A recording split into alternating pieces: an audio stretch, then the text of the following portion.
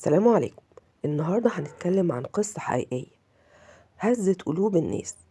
قصة أم كانت بتحب ابنها أكتر من أي حاجة في الدنيا، لكن الضغوطات والألم النفسي خلاها تعمل حاجة محدش ممكن يتخيلها أبدا. حكاية فيها كل المشاعر الإنسانية، من حب الغضب لندم لضياع. قصة أم وصلت بيها الحياة لأصعب نقطة ممكن تتخيلوها. تعالوا نشوف ايه اللي حصل مع إسراء، وليه حياتها اتقلبت بالشكل ده، وايه الدرس اللي ممكن نتعلمه من المأساة دي. في قرية بسيطة بمحافظة الدقهلية كانت إسراء بتعيش هناك، بتعيش مع جوزها. قصتها مع جوزها بدأت قصة عادية جدا، لكنها من أول يوم في بيت جوزها كانت بتواجه مشاكل.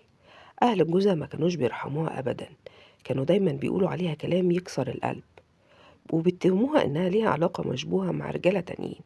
أنا مش عارفة إزاي وليه قالوا عليها الكلام ده، وكانوا بيتكلموا عليها في القرية كلها وكأنها أقل من أي حد. إسراء حاولت كتير تصبر وتعيش علشان خاطر ابنها الوحيد مصطفى اللي كان كل حياتها، ولما الإهانة زادت قررت تسيب البيت علشان كرامتها، لكن ما قدرتش تقطع علاقتها بابنها، لأن ابنها الوحيد وكانت بتحبه جدا، وكانت بتشوفه دايما وتحاول تعوضه غيابها. لكن المشكلة ما وقفتش لحد هنا.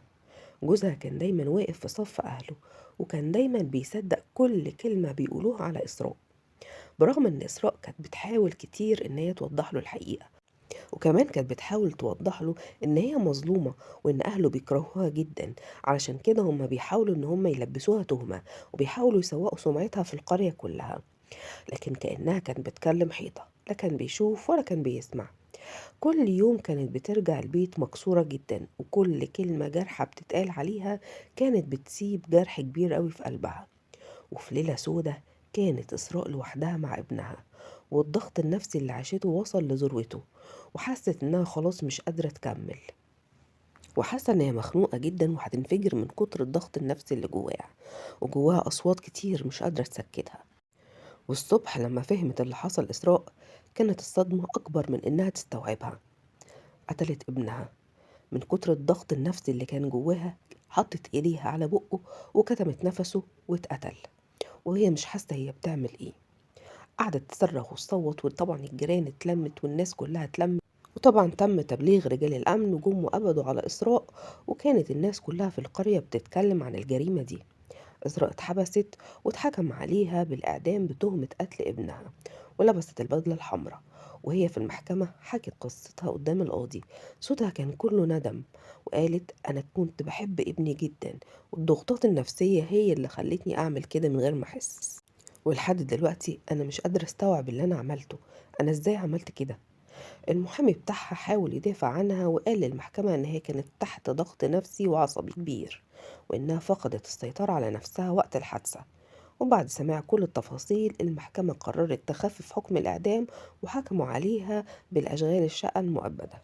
إسراء لما سمعت الحكم انهارت في البكاء، وقالت بصوت مليان حسرة: يا رب ابني سامحني، مفيش حد يقتل ابنه كده، أنا ما كنتش عارفة أنا بعمل إيه. والقصة انتهت بمأساة كبيرة جدا. مش بس إسراء اتسجنت، دي كمان هتعيش طول عمرها في عذاب ضمير، إن هي قتلت ابنها اللي ملوش أي ذنب، وقتلته وهي مش حاسة، غصب عنها، اللي كانت بتحبه وبتموت فيه. وكل ده حصل بسبب الضغط النفسي. وفي النهاية عايزة أقول لكم إن القصة دي مش بس مأساة أم ضيعت كل حاجة بسبب الضغط النفسي، دي كمان درس كبير لينا كلنا. الضغوط اللي بنواجهها في حياتنا ممكن تغيرنا للأسوأ لو معرفناش نتعامل معاها صح. الأهل والجيران كمان ليهم دور كبير جدا، الكلمة اللي بنقولها ممكن تهد بني آدم وتوصله لدرجة الجنون. فخليك دايما حنين على الناس اللي حواليك، لأنك مش عارف هما بيمروا بإيه.